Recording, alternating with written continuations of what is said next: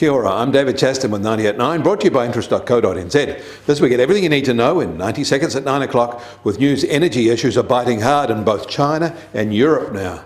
But first, Wall Street is trading sharply lower, with the S&P 500 down more than 2% and the Dow Jones falling almost 500 points, as a spike in Treasury yields drag shares, especially tech shares, lower.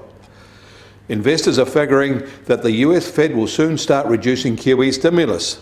They're also starting to wonder if the future is stagflation. Also weighing on market sentiment are lacklustre data. The Conference Board's sentiment measures are falling, and by more than expected. And the next regional factory survey in the US is from the Richmond Fed in its mid-Atlantic states, and this one has turned negative. That is because the new order flow is dipping now and costs are still rising, but the ability to pass them on seems to have stopped. Canada reported some key labour market data, but only for July.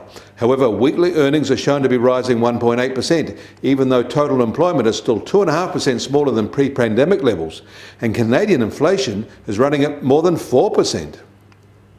And the Canadian Housing Authority is warning that their housing market is now at a high risk of a sharp correction.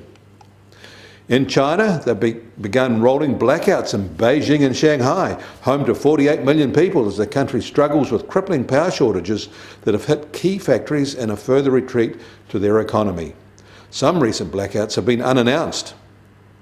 One of the hottest commodities right now, of course, is coal. Coal prices surged to a fresh record high of $210 a tonne, bringing the monthly gain to nearly 20% and a yearly gain to almost 160%.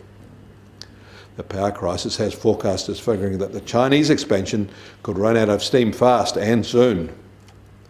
US Treasury 10-year yield opens today at just under 1.53% and up another 5 basis points from this time yesterday, and a 3-month high. And the price of gold will start today down $12 to $1,738 an ounce, and back near its early August lows. And oil prices have softened slightly to now be just under $75 a barrel in the US, while the international Brent price is just on $78 a barrel. And the Kiwi dollar opens today just on 69.5 US cents and down 0.5 cent from this time yesterday. Against the Australian dollar, we're now just on 96.1 Australian cents and softer as well. Against the euro, we're just on 59.5 euro cents and lower by 50 basis points. That means our trade-weighted index starts today at 73.2 and down towards the middle of the 72 to 74 range of the past 11 months. We welcome your feedback on these issues. Leave a comment below or on our website. Kia ora, I'm David Chaston. That was 90 at 9, brought to you by interest.co.nz.